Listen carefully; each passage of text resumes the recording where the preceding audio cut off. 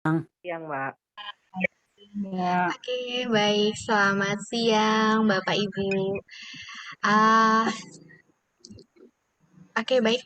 Saya ucapkan selamat datang dan terima kasih untuk Bapak Ibu karena sudah menyempatkan hadir untuk mengikuti seminar kesehatan bersama Dr. Winda di hari Selasa di cuaca-cuaca mendung dingin gini ya, Bapak Ibu ya. Walaupun enaknya rebahan, tapi jangan lupa untuk tetap semangat, minum coklat, dan juga ikut seminar kesehatan bersama Dr. Winda. Oke, baik Bapak Ibu, perkenalkan saya Diana, saya produk spesialis dari Forever Health Indonesia. Dan seperti biasa, nanti Bapak Ibu bisa mendengarkan Dr. Winda menjelaskan mengenai materinya. Topik kita hari ini adalah mengenai ulcus diabeticum atau itu adalah merupakan penyakit kronis dari dampak dari diabetes mellitus. Nah, nanti Bapak Ibu bisa bertanya ke di bagian kolom motor. chat. Kemudian juga bisa memberikan testimoninya. Ini bagian Kemudian dulu. nanti saya akan memberikan kesempatan bagi yang ingin bertanya melalui mikrofon di akhir acara nanti. Oke, baik kita panggilkan dulu ya, Dokter Winda. Halo. Halo, dokter. Oke, dok. Sudah siap ya, dok ya, untuk materinya hari ini? Siap? Oke, silahkan.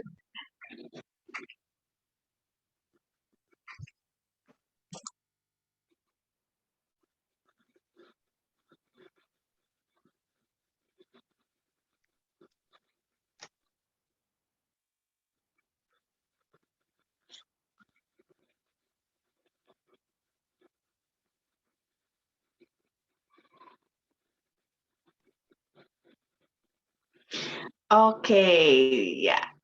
Selamat siang nih teman-teman FHI seluruh Indonesia dari Sabang sampai Merauke. Selamat Wah, siang, Dokter Selamat Winda. siang, Dokter Linda. ya. Selamat siang, Dokter Linda. Pada hujan juga ya Halo. sekarang ya. Enak ya, adem-adem ya kita di rumah ya. Atau mungkin ya ada yang lagi di jalan juga. Hati-hati di jalan ya sambil mendengarkan tapi tetap harus fokus umpamanya lagi nyetir gitu tetap harus fokus ya. Yang di rumah walaupun mungkin nih suasana lagi adem semoga nggak sampai ngantuk ya. Oke, topik yang akan kita bahas hari ini itu adalah tentang Cocoflavanol untuk ulcus diabeticum. Kayak sering dengar, tapi apa ya ulcus diabeticum ini? Nah, ini akan kita bahas ya. Slide.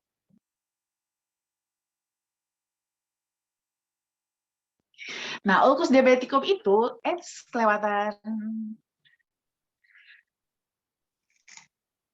Ya, ulcus diabeticum itu dia merupakan bisa dikatakan salah satu komplikasi ya, salah satu komplikasi dari penyakit diabetes mellitus.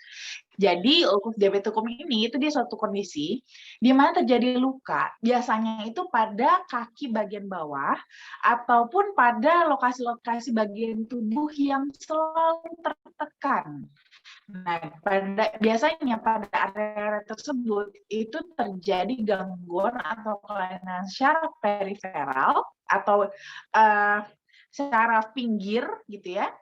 Dan juga pada syaraf-syaraf setelah terjadi kelainan ini ada terjadi infeksi gitu, di mana lukanya ini lama-lama akan semakin membusuk, di mana akan terjadi kematian jaringan yang luas dan juga invasif kuman dari saprofit. Slide. Nah, ini juga kelas untuk ulcus diabeticum ini itu juga dibagi-bagi kelasnya. Derajatnya tuh ada beberapa derajat. Pertama dia ada derajat 0. Nah, derajat 0 ini dia belum ada luka yang terbuka, jadi kulitnya masih utuh, tapi di sini sudah mulai ada tanda-tanda seperti sudah mulai ada penebalan kulit ya, sudah ada kalus, lalu juga biasanya nih rasa kakinya itu pada telapak kaki itu udah ada rasa nyeri gitu ya, sudah ada rasa nyeri. Tapi kulitnya itu masih utuh gitu, jadi belum terbentuk luka, belum ada lukanya, itu masih masuk dalam derajat 0.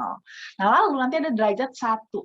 Nah derajat 1 ini sudah mulai ada luka, tapi lukanya itu masih superficial aja, hanya sampai di area kulitnya aja. Jadi masih kayak apa ya, kulit mengelupas seperti itu gitu ya, seperti lecet-lecet Itu masuknya derajat 1. Nah, derajat kedua, nah ini sudah lebih dalam lagi, ya, lebih dalam. Ini sudah menembus tendon dan tulang. Jadi pada derajat kedua ini itu sudah mulai kelihatan tuh, kalau teman-teman lihat tuh sudah mulai ada kelihatan daging-dagingnya, bahkan ada beberapa sampai sudah kelihatan tulangnya.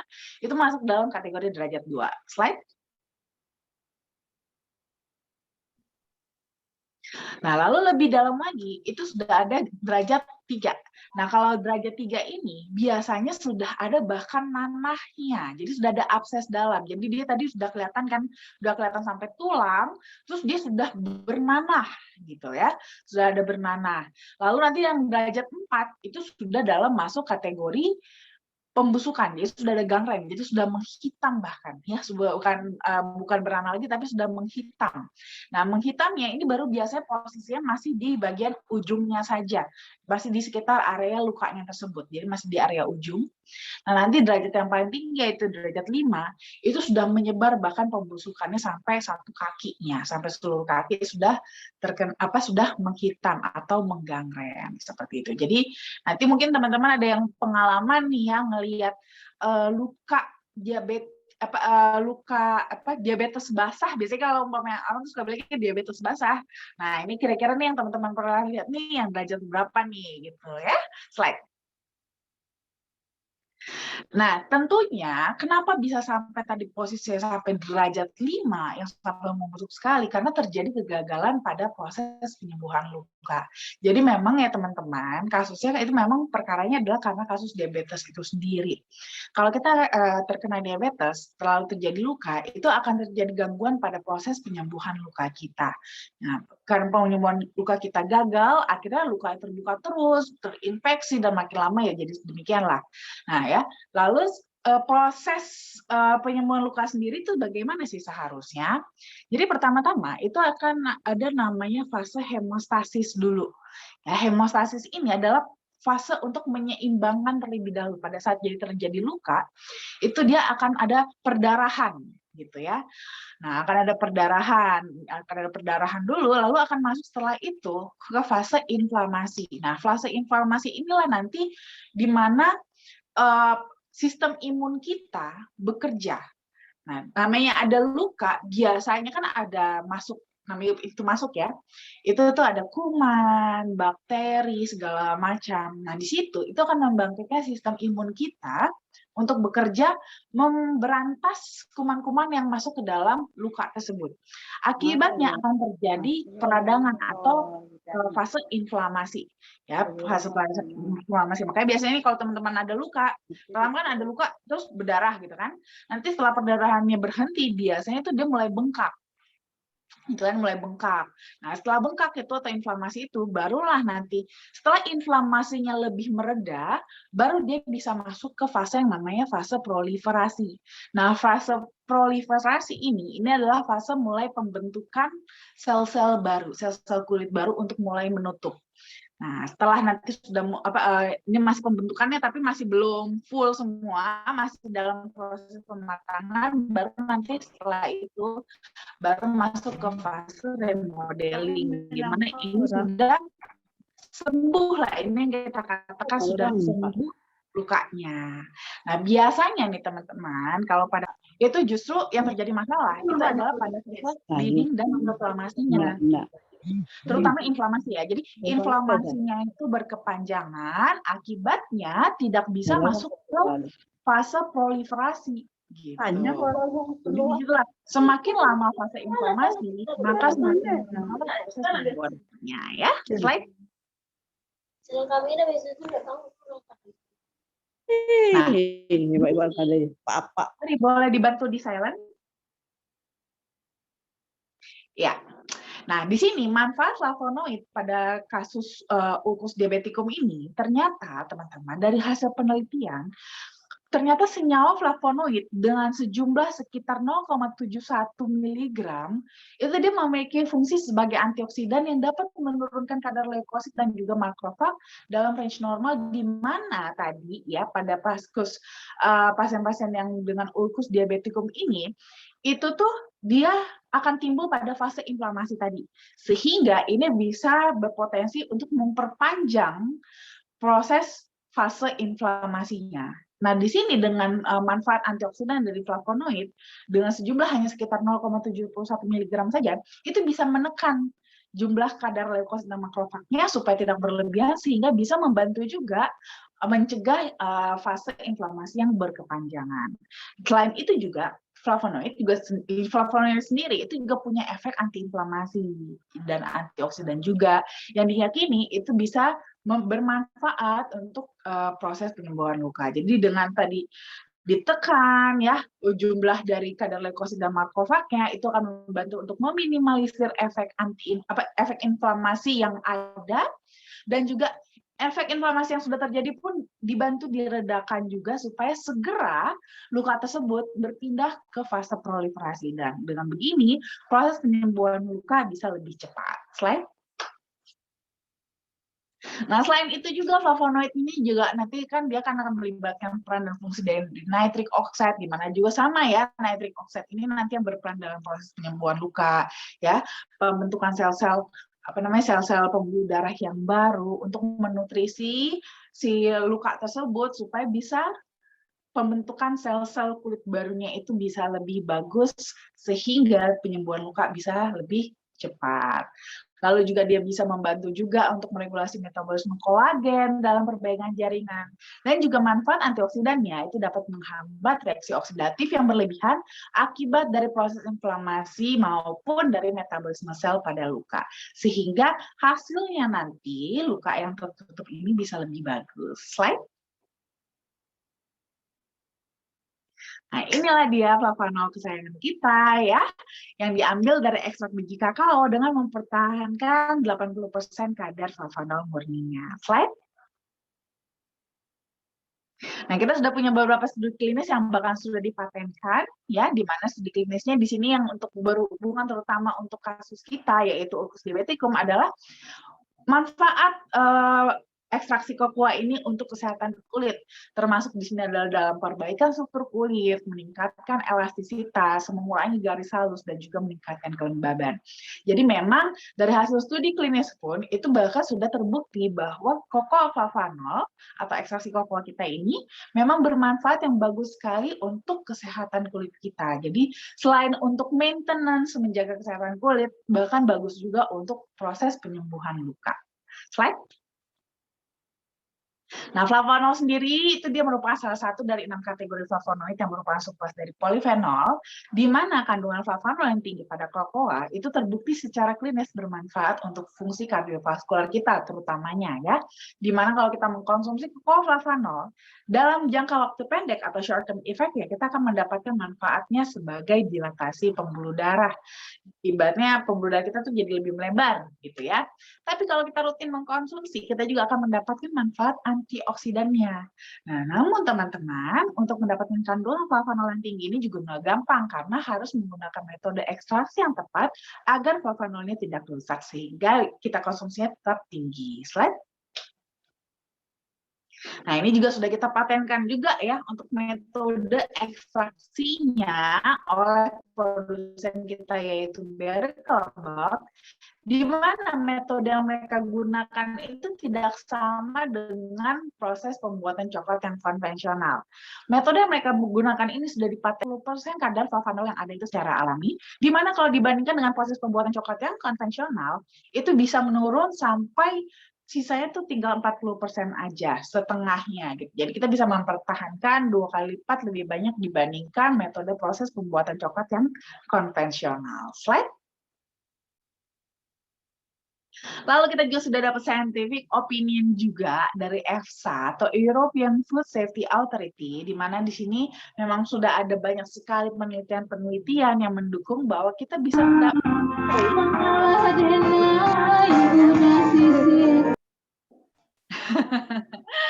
Oke. Nah di sini kita memang sudah ada banyak sekali penelitian kita ya, di mana kita sini sudah bisa mengklaim manfaat produk kita bahwa kokoa flavanol itu memang dapat membantu memelihara elastisitas pembuluh darah yang nantinya itu akan berkontribusi dalam mendapatkan aliran darah yang lebih baik. Slide. Jadi buat teman-teman bisa mengkonsumsinya cukup 5 gram sehari itu bisa maintain untuk kesehatan kita. Namun kalau untuk kasus ulkus diabetes ini teman-teman boleh mengkonsumsi lebih banyak ya. Bisa mulai dari 2 kali 5 gram. Boleh juga ditambahkan dengan menaburkan sedikit dari kokloflavanol. Bila ditaburkan boleh dilarutkan ke area luka supaya mempercepat penyembuhan lukanya. Terima kasih.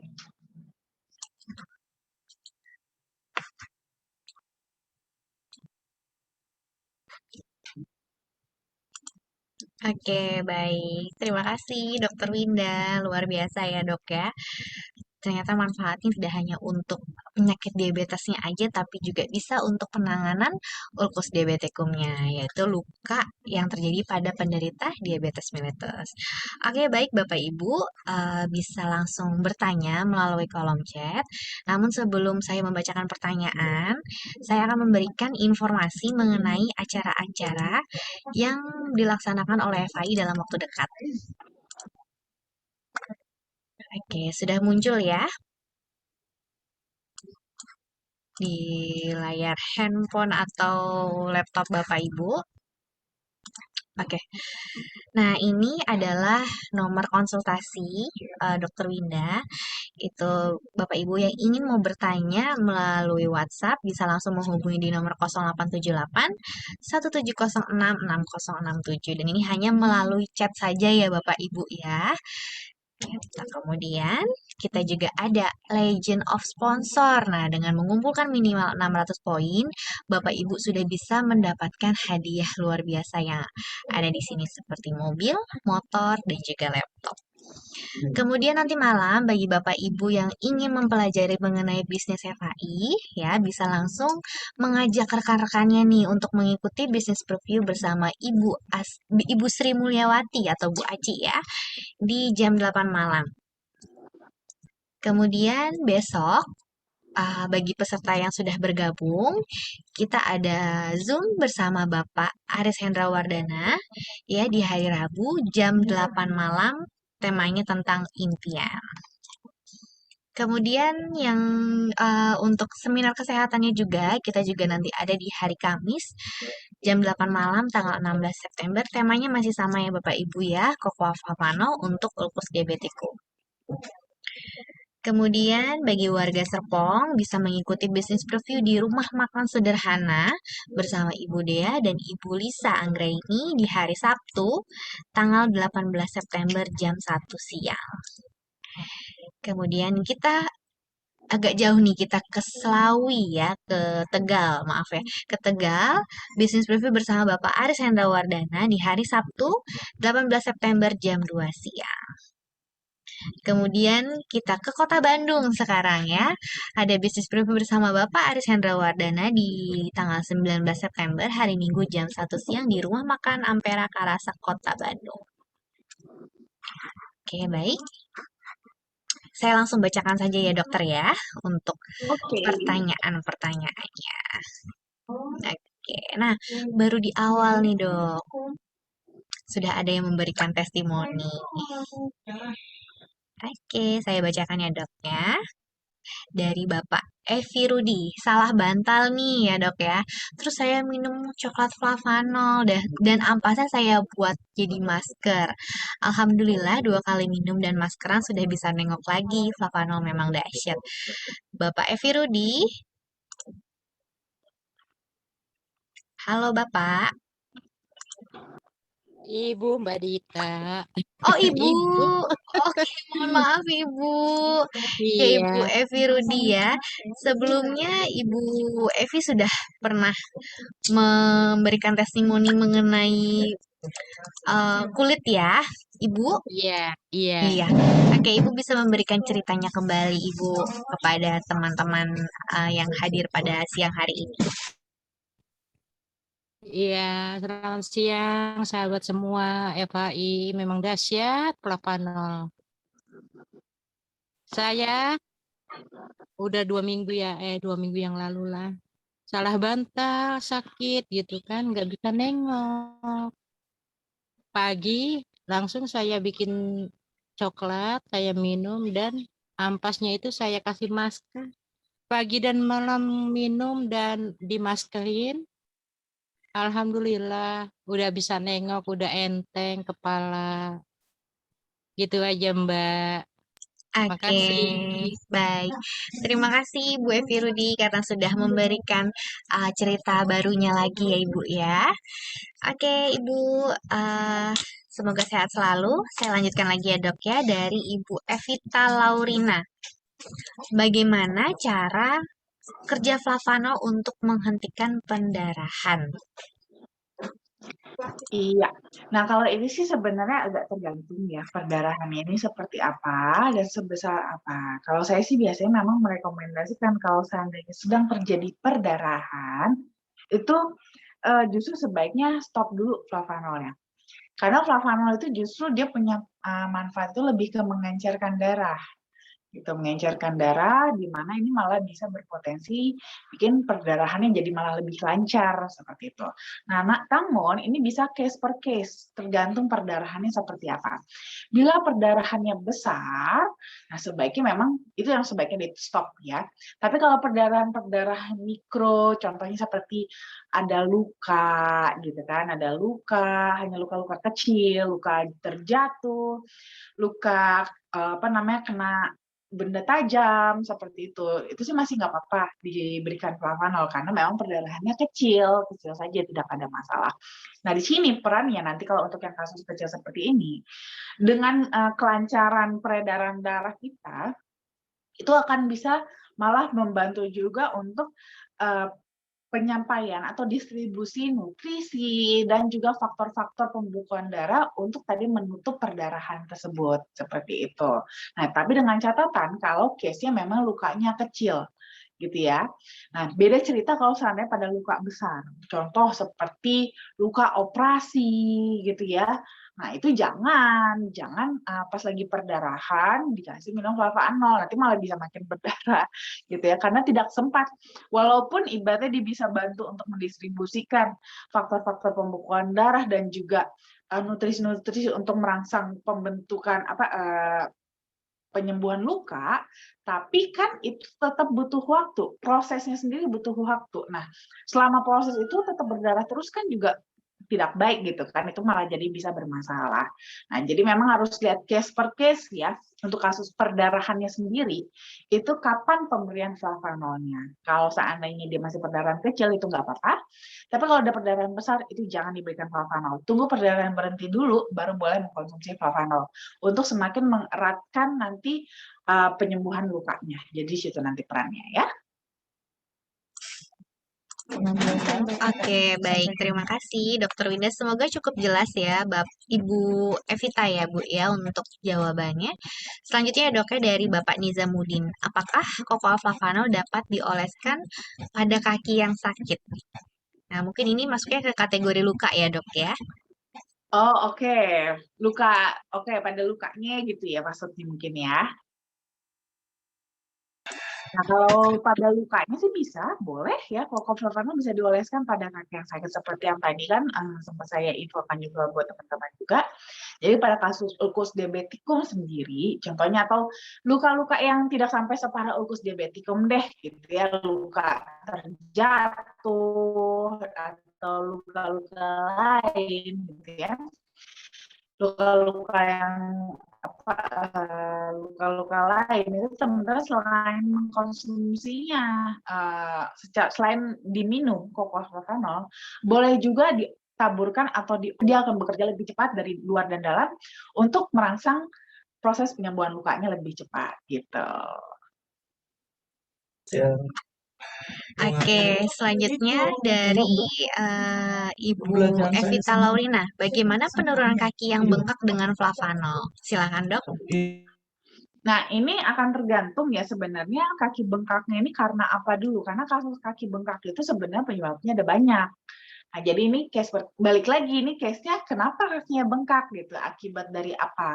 Nah, ini sama juga ya, tapi bisa kita berikan dari dalam maupun dari luar juga bisa.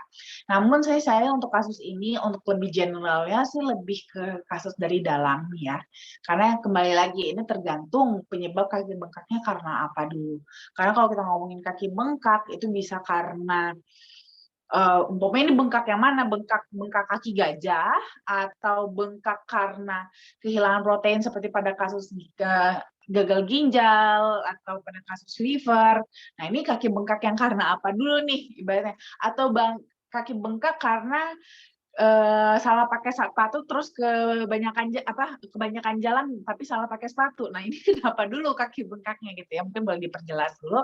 Tapi sih intinya itu tetap bisa dibantu tapi dengan konsumsi ya, arahnya lebih ke diminum gitu. Tapi kalaupun nanti boleh dioleskan itu tadi case per case ya, dikompres dengan Kocoflavanol itu bisa juga, tapi case per case seperti kasusnya yang lebih karena bengkak yang lebih karena cedera ya, bengkak cedera itu bisa dioleskan juga gitu untuk dikompres dengan Kocoflavanol. Tapi untuk secara umumnya itu lebih ke diminum. Nanti minumnya boleh mulai dari 2 kali 5 gram. Boleh di-adjust dosisnya nanti mungkin lebih tinggi kalau perlu ya. Oke, baik. Selanjutnya ya dok ya.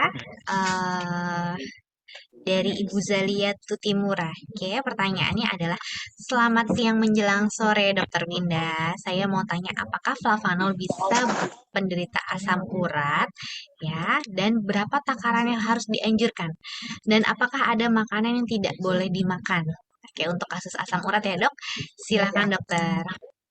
Iya, nah kalau seperti ini boleh ya untuk asam urat, karena kan di dalam Kocoflavanol itu kan dia ada ininya juga ya, ada tadi efek antiinflamasi, di mana itu bisa membantu juga untuk mengurangi peradangan yang diakibatkan karena tingginya asam urat tersebut gitu.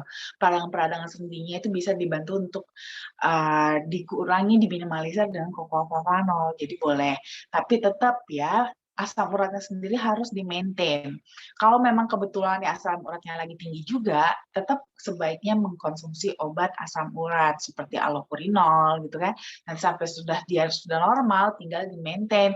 Maintainnya dengan makanan yang dijaga. Makan makanan yang sebaiknya dihindari gitu ya, atau dibatasi konsumsinya. Biasanya kan kalau asam urat itu terutama pada sayuran berdaun hijau dan juga biji-bijian ya atau kacang-kacangan. Nah, itu lebih dibatasin aja.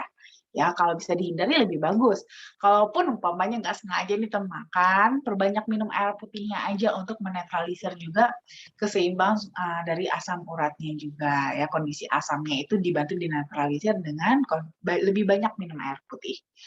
Nah, untuk konsumsi flavanolnya sendiri, boleh konsumsi mulai 2 kali 5 gram, nanti boleh juga ditingkatkan sesuai dengan kebutuhan. Ya. Oke, baik. Jadi memang harus diperbanyak juga ya dok ya minum air putihnya, hindari makanan-makanan tinggi purin ya dok ya, seperti sayuran hijau, kacang-kacangan, sama yang tinggi purin itu biasanya jeroan dok. Iya, betul. Oke, yang enak-enak ya dok ya. Oke, selanjutnya ke Ibu Mel ya. Apa perbedaan yang manis dengan yang pahit? Karena informasi nilai gizinya berbeda.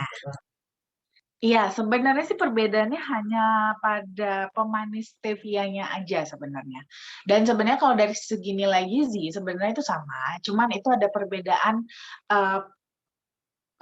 kita tuh ada waktu itu perbedaan untuk pengukuran nilai gizi. Dalam artian yang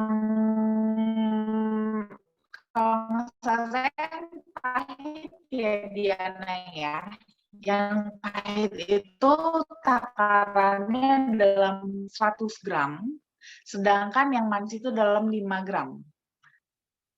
Mungkin boleh dibantu cek. Saya agak lupa di bagian sana, tapi di situ dia ya. Jadi ada perbedaan ukuran dari yang jumlah yang dihitung untuk kadar gizinya seperti itu. Oke, baik. Saya coba jelasin, tambahkan sedikit ya dok ya. Untuk nilai gizinya itu, kalau yang merah atau yang sweet itu dalam bentuk persajian. Kalau yang hijau dalam bentuk kemasan. Nah, tapi kalau misalnya kalau dihitung, Bapak Ibu, yang hijau ini, yang original, kalau misalnya dibagi untuk 20 kali sajian atau 20 kali konsumsi dalam dosis 5 gram, itu kalorinya sama, yaitu di 20 kilokalori. Iya, jadi tidak perlu khawatir. Betul apa yang tadi katakan Dokter Winda, perbedaannya hanya pada stevianya saja. Iya, jadi itu aja kok perbedaannya. Jadi sebenarnya cuman apa yang satu itu diukurnya dalam ukuran yang 100 gram, yang satu lagi hanya 5 gram.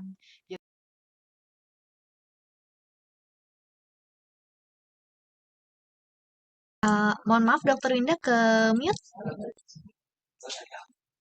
Dokter Winda bisa ke mute Dokter Winda ini. Oke. Oh, udah. Silahkan dok.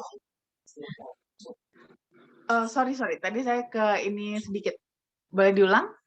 Iya, perbedaannya tadi setelah saya menyebutkan mengenai di stevianya aja dok. Iya, betul.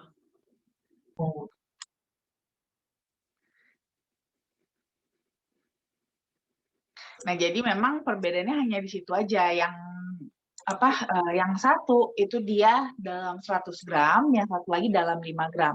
Jadi tapi kan kita akan kembalikan lagi kita konsumsinya itu berapa gitu. Jadi teman-teman nanti adjustment sendiri aja juga nggak apa-apa kok. Disamain aja sama-sama 5 gram, nanti baru dibandingkan nilai gizinya ternyata tetap sama kok. Tenang aja ya. Oke, baik. Terima kasih Dokter Winda. Kemudian saya lanjutkan ya dok ya dari bapak atau ibu Yoneta ini ya. Dokter saya mau gimana dok? Diana suaranya termute. Termute. Iya. Oke, udah nggak? Suara. Oh, oke, baik. Sudah ya dok ya. Baik, terima kasih dari Ibu Yoneta. Dokter, saya mau bertanya, Dokter Indah tadi dokter katakan bahwa flavanol juga bisa dikasih di area luka untuk lukanya diabetes ya. Pertanyaan saya, bisa nggak dicampur dengan madu? Dokter Winda ke mute lagi. Kepencet ke mute ya Dokter Winda. Halo, dokter. Dokter Winda. Dokter Winda, mohon maaf ke mute tadi. Masih terus ke mute?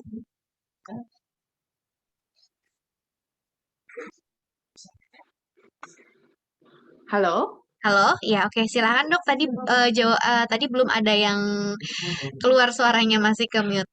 Oh, oke. Sorry, tadi ada gangguan nih kayaknya.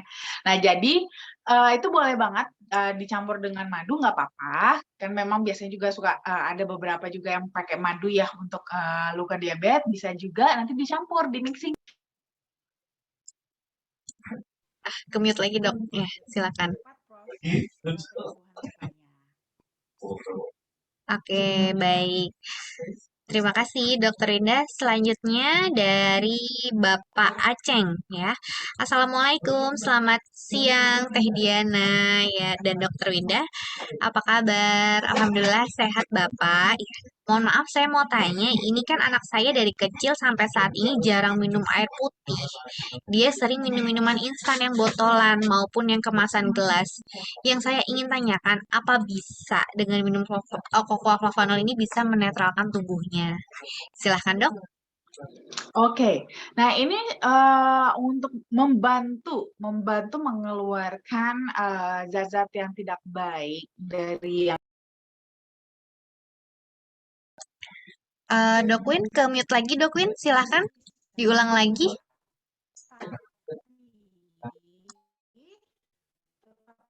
Dokter Winda, mohon maaf dok, suaranya termute. butuh transportasi untuk membawa tadi bahan-bahan yang tidak baik tersebut kan, jadi tetap ya. Oke. Sepertinya koneksinya ya dok ya. Kenapa? Sepertinya koneksinya tadi suaranya nggak masuk dok. Ini ada telepon saya nih, annoying banget, nggak tahu siapa. Oke. Oke, baik. Bisa diulangi lagi dok untuk jawabannya Bapak Aceng mengenai anaknya yang konsumsi minuman instan atau botolan. Jadi itu bisa boleh ya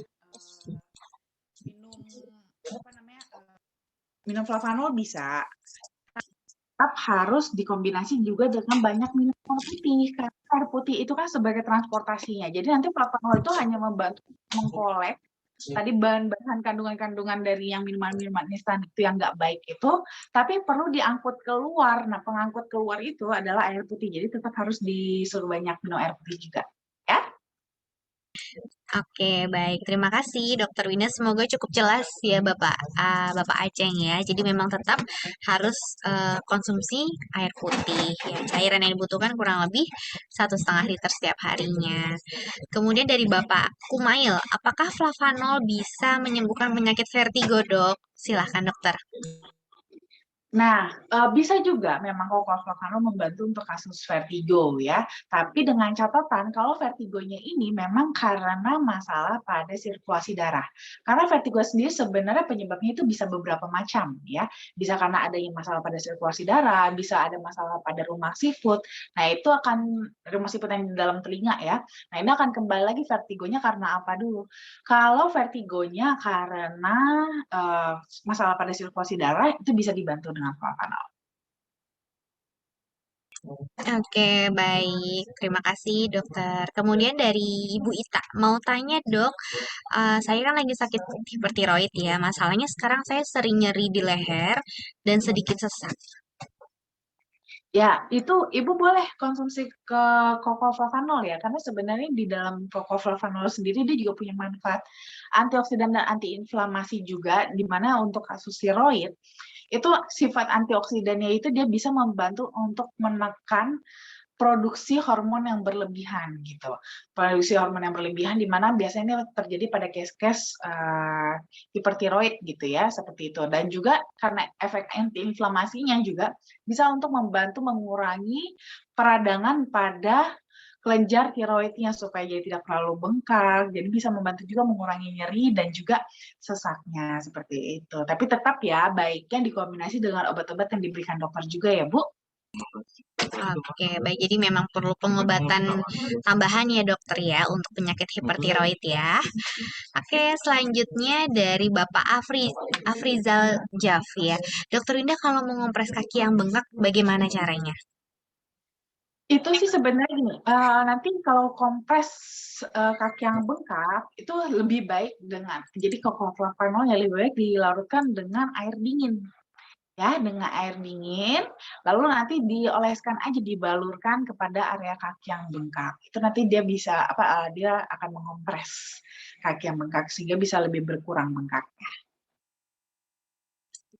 Oke, baik. Terima kasih, Dokter Winda. Oke, mungkin Bapak Ibu ada yang ingin bertanya melalui mikrofon karena pertanyaan dari chat juga sudah semua saya bacakan. Bisa menyalakan mikrofonnya, Bapak Ibu. Ya, mau numpang nanya, Dokter Winda, selamat siang. Siang, dengan Bapak siapa? Dengan Pak Tony, Eclipse. Oke, baik. Silakan Bapak Dok, Tony. kalau pada ulcus diabetikum tadi, proses penyembuhannya itu bukan karena dia menurunkan itu ya, kadar gula darah ya, Dok ya. Jadi hanya membantu transportasi ya, Dok ya, kepada pembuluh darah yang di pinggir sehingga ulkusnya bisa sembuh. Apakah dia juga punya efek ini, Dok, granulisasi dan epitelisasi untuk ulkus diabetikum itu, Dok? Yang selanjutnya untuk proses dilatasi arteri dan pengencer pembuluh darah dikombinasi dengan pengencer darah yang lain, tidak jadi masalah atau dia bisa saling komplementari, kira-kira kata melengkapi, kira-kira, Dok? Terima kasih. Oke, nah begini, kalau untuk kasus ulcus diabetikum ini sebenarnya makanya tidak sederhana ya, karena kan untuk kasus ulcus diabetikum sendiri itu dia kondisinya berbeda dengan pada kasus luka biasa. Di mana di sini pada kasus ulcus diabetikum itu ada kondisi pemberatnya yaitu kadar gula yang tinggi. Di mana kadar gula yang tinggi itu sendiri bisa gimana bilangnya? Itu bisa semakin merusak gitu, merusak jaringan, merusak sel-sel karena terjadi reaksi oksidasi di sana. Dimana kalau pada proses penyembuhan luka, ini kan akan dibentuk sel-sel baru. Sel-sel yang baru ini itu bisa berpotensi dirusak kembali dengan kadar gula. Aduh, sayang. Oke, mohon maaf Dokter Winda termute lagi. Dokter Winda, suaranya ke mute dok. Halo dokter. Dokter Winda. Dokter. Oke. Dokter Winda, mohon maaf suaranya termute. Termute sampai mana? Iya. Sampai mengenai pembuluh darah tadi, Dok. Oke, sampai pembuluh darah ya. Sebentar. Saya ini annoying banget nih soalnya saya rasa ini kayak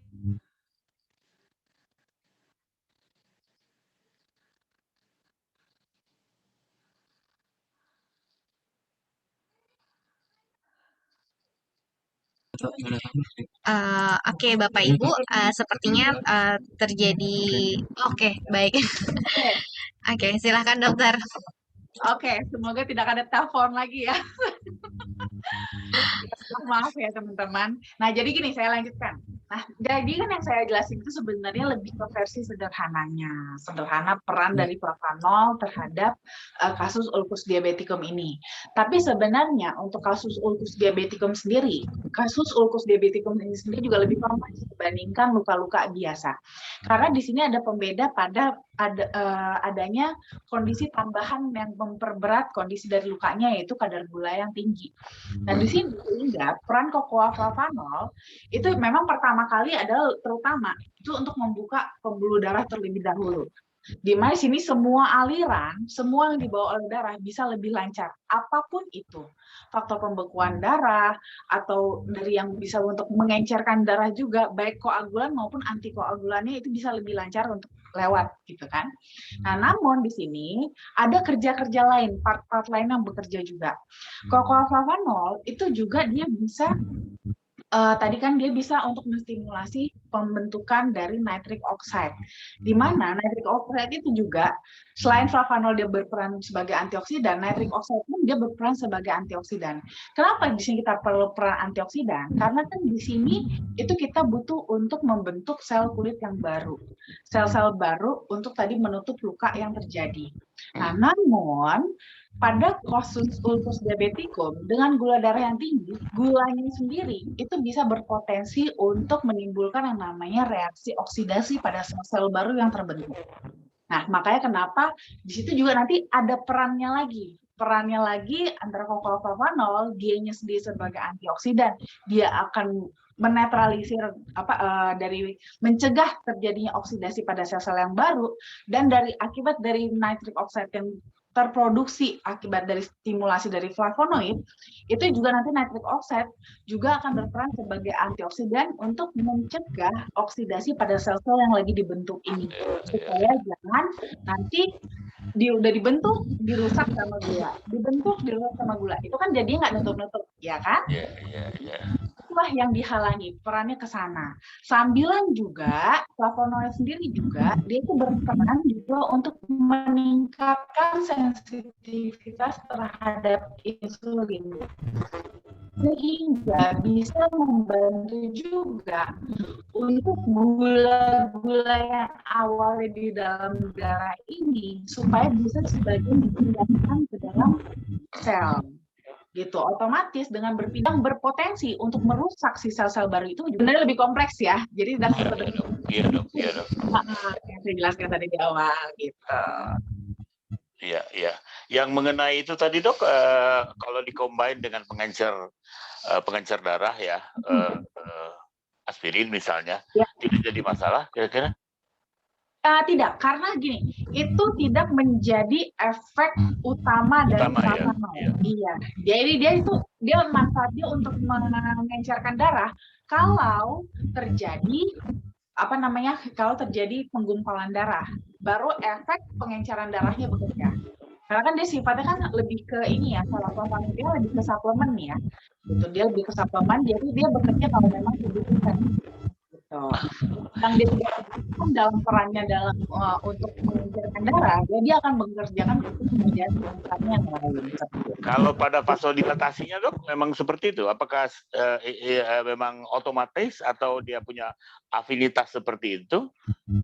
Dia punya manfaat seperti itu. Jadi memang terutama pada kasus-kasus yang memang tekanan pembuluh darahnya itu lebih sempit, terjadi vasokonstriksi. Vasokonstriksi. Gitu. Ya, kalau dia terjadi vasokonstriksi, dia akan membuat dia vasodilatasi. Gitu. Dia akan mengembalikan elastisitasnya. Tapi kalau memang sudah elastis ya, dia tidak bekerja di sana. Dia akan bekerja di tempat lain yang lebih dibutuhkan. Iya, terima kasih. Penjelasannya luar biasa. Terima kasih. Cukup jelas ya Bapak Tony ya untuk jawabannya ya dok ya. Oke, baik. Terima kasih Dokter Winda. Oke, silakan Bapak. Dokter Winda, selamat sore. Selamat sore. Sore Bapak Yahya.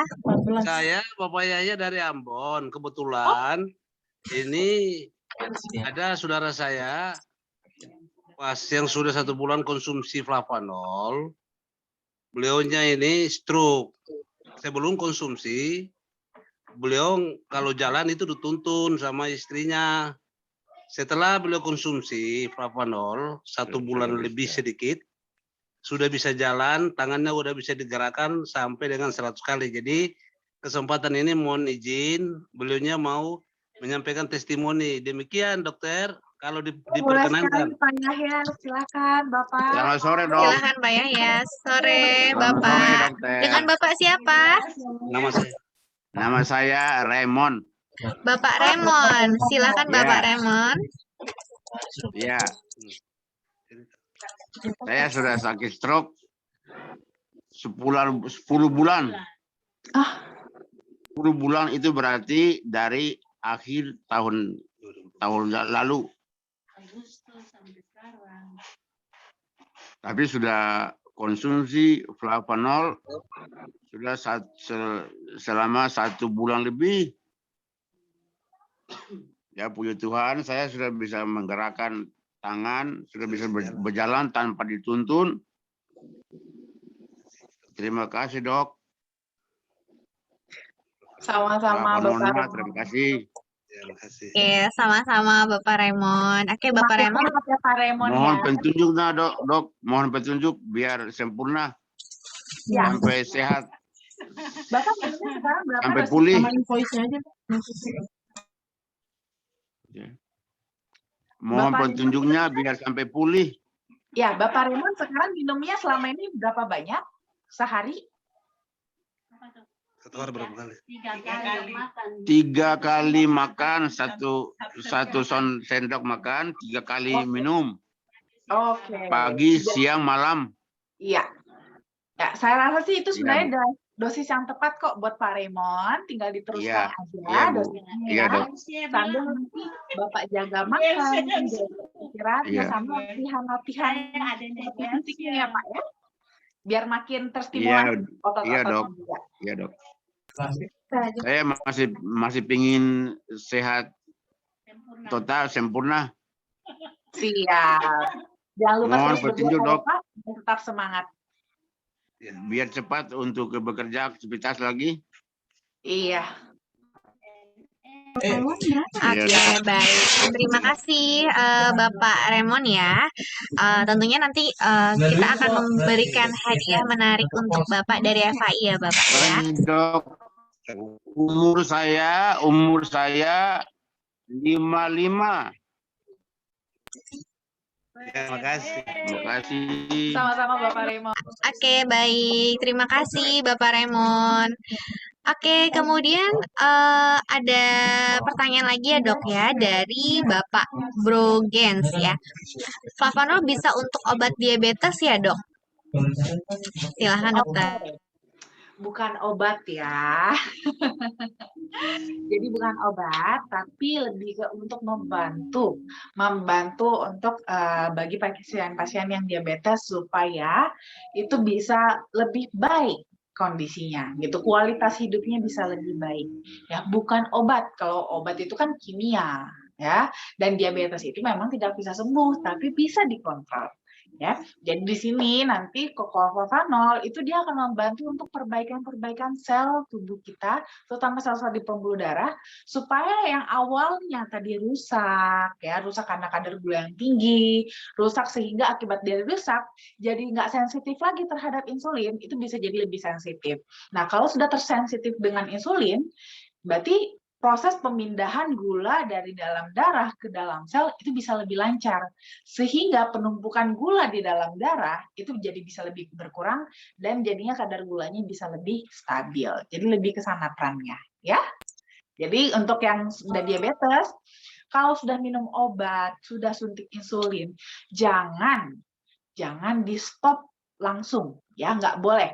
Kombinasi bersama dengan kokolflavanol, terus nanti baru bertahap evaluasi, ya. Nanti setelah bertahap dievaluasi baru memungkinkan untuk dosisnya bertahap dikurangi. Jangan langsung dilepas begitu aja. Dan ingat, ya, jangan jadi nggak makan, ya, tetap makan. Ingat ya, karena beberapa kali juga kita ada kesalahan ya. Kesalahan dari pasien diabetes adalah supaya gula darahnya cepat turun, itu minum obat diabetes tapi nggak makan. Itu salah, itu malah bisa terjadi shock. Jadi jangan seperti itu, tetap makan seperti biasa, hanya diatur aja kadar gulanya. Karbohidratnya dibatasi supaya kadar gulanya tidak terlalu tinggi. Ya, tapi tetap harus makan, jangan jadi nggak makan. Habis itu jangan lupa minum obat diabetesnya dikombinasi dengan kokolflavanol supaya sambil diobati, sambil kita perbaiki, gitu ya. Jadi supaya kualitas hidup Bapak Ibu bisa lebih baik, gitu. Oke? Oke, baik. Jadi memang flavanol ini sebagai usaha lainnya ya dok ya, selain mengatur pola makan dan juga konsumsi obat untuk supaya uh, kadar gula darah Bapak bisa tetap terkontrol ya. Oke, baik, selanjutnya Bapak Raymond, ini banyak sekali yang minta nih tentang video dan juga chatnya untuk testimoninya tadi Pak. Mungkin Bapak bisa berkenan untuk membuat video dan nanti dikirimkan ke upline-nya Bapak ya. Nanti diminta bantuannya untuk upline-nya, tadi Pak Yahya ya, untuk mengirimkan videonya kepada Ibu Lucinta. Oke, selanjutnya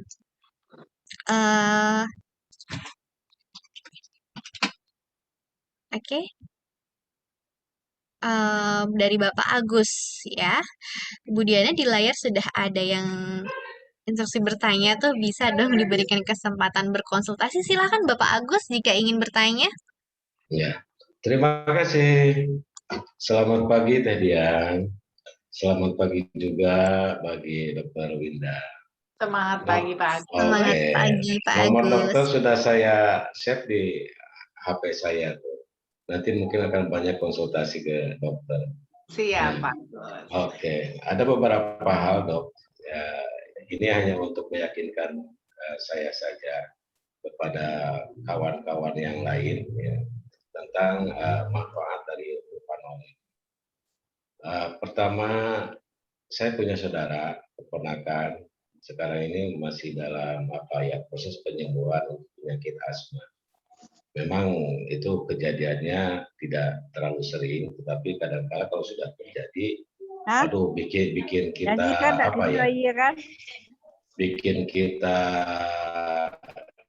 khawatir ya, karena efeknya seperti apalah, kayak yang udah mau aja kan gitu ya. Nah, ini anaknya keponakan itu masih usia di bawah 12 tahun. Adik ini baru pasca diagnosanya ada jantung koroner. Itu baru dipasang 1 ring. Yang selanjutnya saya juga punya pimpinan. Ya, hasil diagnosanya itu harus dipasang 4 ring.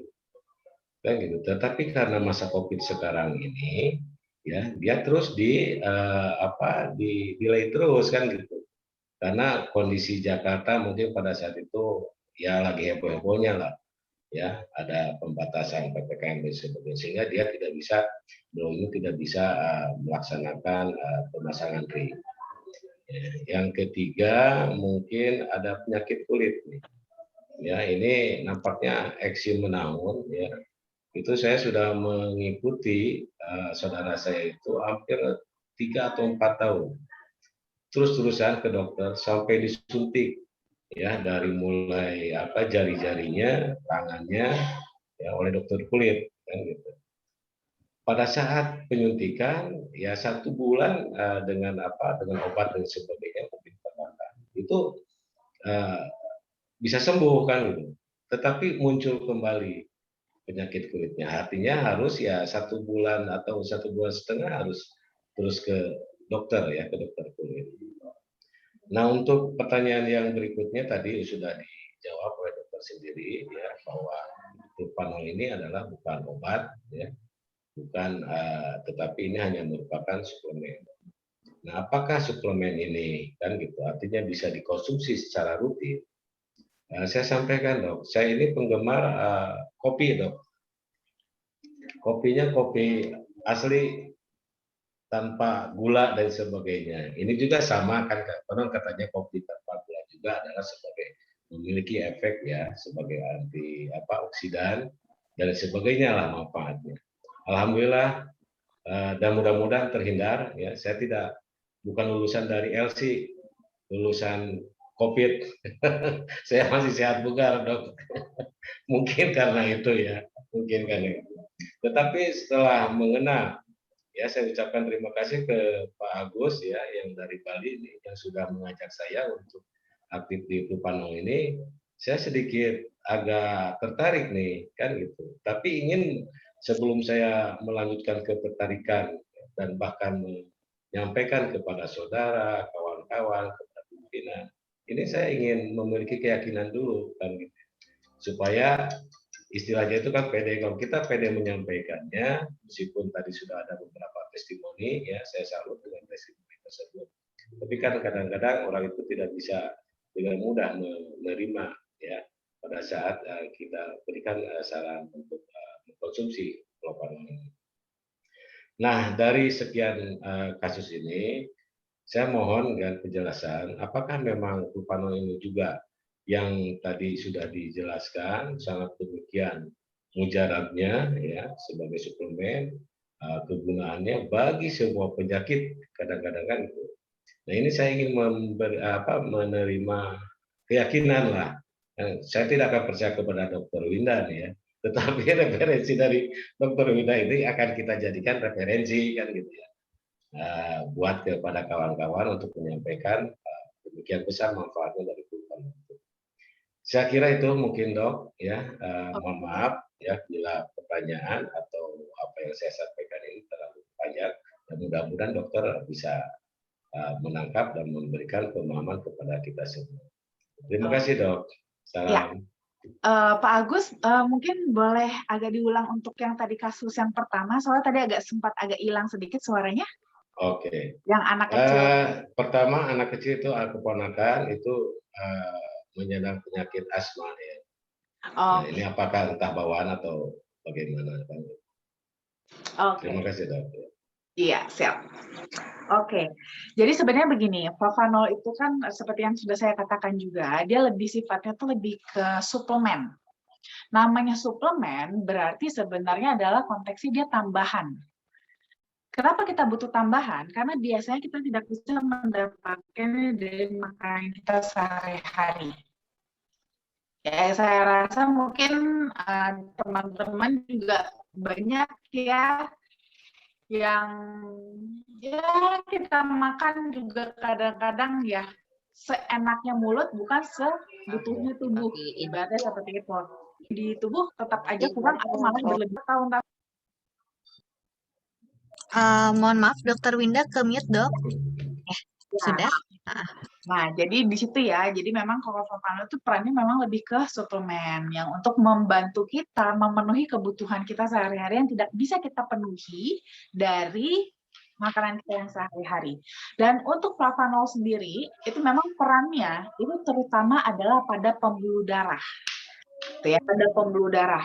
Jadi Kenapa terkesan seperti dia punya manfaat yang begitu banyak? Karena dia bekerjanya justru adalah pada tempat yang paling esensial, yaitu pembuluh darah tadi.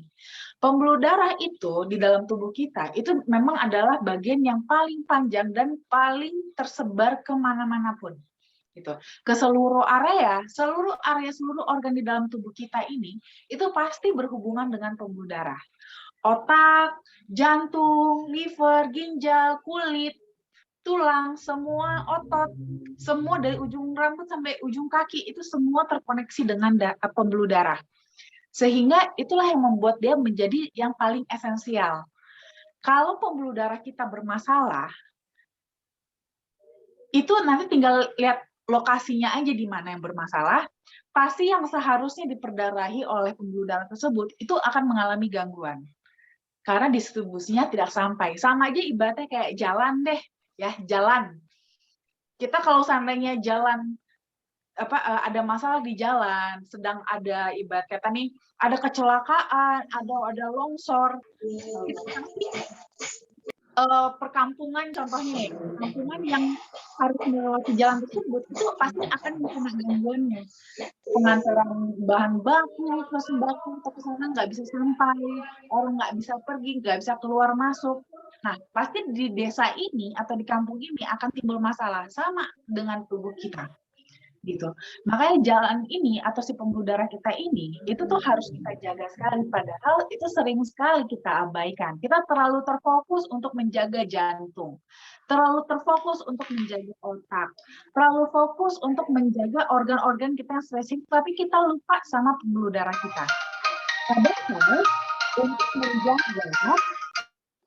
Padahal untuk menjaga tadi organ-organ tersebut, itu justru kita harus menjaga terlebih dahulu pembuluh darah kita.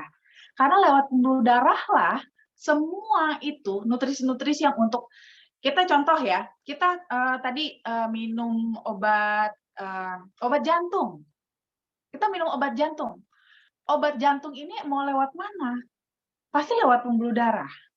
Dari kita konsumsi, diserap ke pembuluh darah, dari pembuluh darah nanti baru diantar ke jantung. Di sanalah dia bekerja. Tapi bayangkan kalau seandainya pembuluh darah kita bermasalah, terclogging, tersumbat, bagaimana sih obat ini bisa lewat? Bagaimana sih obat ini bisa sampai ke jantung? Kan nggak bisa tembus, ya kan? Makanya kenapa terkesan cocoa flavanoid itu kayak bermanfaat, bisa buat segala macam ya? Sebenarnya sih enggak. Sebenarnya dia utamanya hanya di pembuluh darah, tapi karena dia membenahi pembuluh darah, semua yang lain-lain itu dapat efek manfaatnya. Gitu. Ya, jadi makanya kenapa dia terkesan seperti serba apa ya, kayak ada beberapa yang sempat bilang juga, ini kayak obat dewa, bisa buat semua kasus. Enggak, sebenarnya tidak gitu ya. Tidak, dia bukan obat dewa, dia sama sekali bukan obat dewa. Dia hanya memperbaiki yang esensial. Yaitu apa? Jalur distribusi. Jalannya yang dibuka. Gitu. Karena dengan dibukanya jalan, nutrisi-nutrisi yang lain yang dibutuhkan itu bisa lewat, bisa sampai ke target-target organ sesuai dengan tadi case-case yang kita harapkan, masalah-masalah yang kita harapkan. Jadi perannya sebenarnya lebih ke sana. Gitu ya. Jadi itulah kenapa kita butuh, karena memang masih jarang yang memang fokusnya utamanya justru di pembuluh darah. Gitu. Kebanyakan ya lebih fokus ke organ-organ yang lebih spesifik. Nah, suka kita lupa untuk menjaga kesehatan pembuluh darah kita. Padahal di sinilah, di pembuluh darah inilah lewat oksigen lewat di sana, nutrisi lewat di sana, racun pun lewat di sana. Gitu ya. Jadi itulah yang sebenarnya paling harus kita jaga, karena apapun masalahnya nanti akan pertama kali yang kena apa, kita harus menjaga sekali pembuluh darah kita, salah satu gitu. Itulah makanya tadi untuk yang case yang tadi Bapak sampaikan, kasus asma, kasus pasang ring ya, penyempitan udah ada penyempitan pada pembuluh darah di jantung, lalu juga kasus eksim ya pada kulit. Kenapa itu semua bisa teratasi? Karena tadi kuncinya dengan dibukanya pembuluh darah, aliran darah bisa lebih lancar, yang dibutuhkan per masing-masing organ ini pun bisa lewat. Contohnya seperti tadi ya, pada kasus asma, dia minum obat asma. Dia minum obat asma yang sifatnya bisa buat bronkodilatornya, pelebar untuk saluran pernafasannya. Nah, supaya obat ini bisa sampai ke paru-parunya, itu harus lewat mana? Lewat pembuluh darah. Nah, cukup dibukakan, itu obatnya bisa lewat. Tapi terkesan seolah-olah yang bekerja pada flavanol, padahal sebenarnya yang bekerja adalah obat paru-parunya sendiri, obat asmanya sendiri. Flavanol hanya memberikan jalan supaya si obat asma bisa bekerja. Demikian juga pada kasus kulit dan juga pada kasus tadi yang penyempitan pembuluh darah gitu. Ada tambahan dok. Nah ini terhadap kasus saudara saya sudah dipasang. Ini kan harus makan obat nih selamanya seumur hidup. Nah pertanyaannya ya obatnya juga ya dilihat dari harganya juga lumayan. Iya. Per bulan itu 3 juta dok. Ya. Nah ini kalau dengan mengkonsumsi flupanol ini apakah obat tersebut bisa dihentikan? Kan mengkonsumsi obat untuk apa? Jantungnya kita fokus ke flupanol karena harga flupanol juga ya lumayan juga dok kan gitu ya. Iya. Ya terima kasih dok. Nah tidak bisa langsung Pak karena kedua-duanya bekerjanya berbeda. Nah tadi obat-obat dokter tadi itu kan adalah untuk mencegah mencegah penyempitan pembuluh darah yang baru. Ibaratnya seperti itu. Tapi dia tidak berperan untuk menyehatkan kembali pembuluh darahnya. Nah, sedangkan flavanol itu dia punya manfaat untuk juga nanti kembali menyehatkan kembali si pembuluh darah. Namun untuk menyehatkan kembali pembuluh darah itu butuh waktu. Tidak bisa langsung minum sekali langsung sehat pembuluh darahnya. Itu butuh waktu. Itu kenapa makanya saya katakan jangan langsung dilepas. Bareng-bareng dulu minumnya. Jadi sambil dijaga, nih sambil dijagain ibarat kata nih dibentengin dulu sama obat-obat jantungnya sambil nanti dibenahi oleh flavanol. Nanti setelah udah dibenahi, udah lebih sehat pembuluh darahnya, lebih sehat jantungnya, baru bertahap obat-obat jantung ini nanti perlahan sudah mulai bisa dikurangin satu persatu. Tapi jangan langsung. Karena kalau langsung nanti dia nggak ibarat kata nih kayak kita lagi ngepel Pak. Kalau nggak kita batasin dulu, nggak kita kasih batas, itu orang akan terus lalu lalang. Nggak bersih-bersih kita ngepel. Ibaratnya seperti itu. Jadi kita batasin dulu dengan si obat-obat jantungnya, baru nanti kita pel, kita bersihkan, kita rapihin pakai flavanol. Setelah nanti sudah bersih, sudah rapi, baru ini perlahan boleh kita lepas. Seperti itu. Gitu. Mungkin ada testimoni dok yang orang yang dari pernah dipasang ring kan gitu ya dengan mengkonsumsi flavanol berapa lama berapa tahun umpamanya baru dia bisa lepas dari obat itu. Mungkin mudah-mudahan di dalam forum ini ada testimoninya dok. Bisa, nanti bisa kita share Pak testimoninya ya Diana ya, bisa dibantu dicarikan ya testimoninya ya. Baik dok, nanti coba saya cek dulu ya untuk testimoni itu ya Bapak ya. Iya. Oke, terima kasih dok. Sama-sama ya, Bapak Agung. Mudah-mudahan kita bisa maju bersama lah. Siap Bapak. Top. Oke, baik. Terima kasih Bapak Agus ya. Oke, dokter, terakhir ya dok ya, saya akan membacakan testimoni. Ini akan sebagai penutup kita ya dok ya. Pak Brogens, mungkin bisa menyalakan kamera dan juga mic-nya Bapak untuk langsung bercerita mengenai kesaksiannya, mengenai flavanol. Silahkan Bapak. Pak Brogens. Oke, sepertinya. Oke, halo Bapak, selamat sore.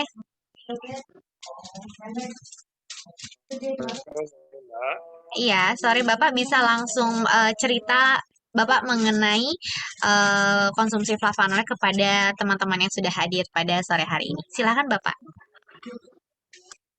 Mbak,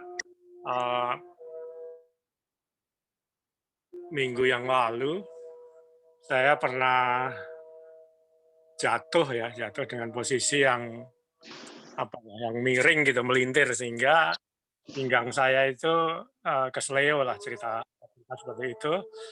Kemudian karena kesleo, biasalah saya tukang urut ya, tukang pijet, itu sudah dua kali dipijet tapi belum ada perubahan ya, masih sakit.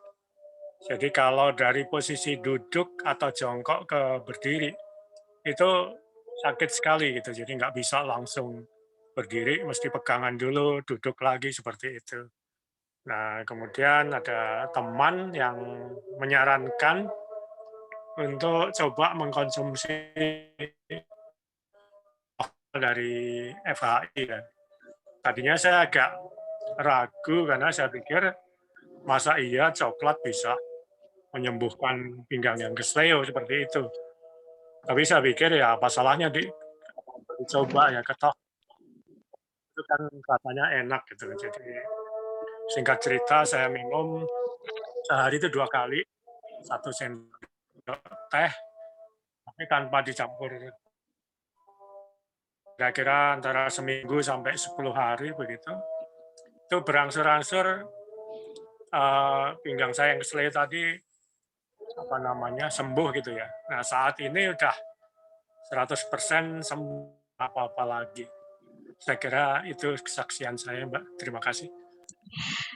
Terima kasih, Pak Brogen. Oke, baik. Terima kasih Pak Brogens untuk kesaksiannya Bapak. Tentunya nanti kami dari pihak manajemen akan mengirimkan hadiah menarik untuk Bapak ya. Namun untuk supaya untuk mempermudah prosesnya Bapak nanti bisa menghubungi upline atau bisa menghubungi Ibu Lusinta. Oke, baik dokter, karena ya waktunya juga sudah jam 3:12 ya. Sudah cukup panjang Zoom kita hari ini. Kita lanjutkan nanti ya dok ya di hari Kamis. Kalau begitu saya akhiri untuk seminar kesehatan hari ini. Kita ketemu lagi nih nanti di hari Kamis jam 8 malam dengan tema yang sama. Jika Bapak Ibu sudah memiliki pertanyaan bisa langsung memberikan pertanyaannya nanti pada saat Zoom hari Kamis nanti. Oke dokter, kita akhiri ya dok ya. Saya Diana, saya undur diri. Jangan lupa untuk selalu konsumsi Kokol Flavanol dan tetap jaga kesehatan. Selamat sore dan sampai jumpa. Sampai jumpa. Sore. Terima kasih Sampai jumpa, Dr. Winda. dokter. Terima kasih Sampai jumpa. Diana. Selamat sore untuk Terima semuanya. kasih dokter Winda. Terima kasih Mbak Diana. Oke, Terima kasih semuanya. Selamat Sukses beristirahat. Bapak. Selamat beraktivitas. Sehat, sejahtera. Terima kasih dokter Winda.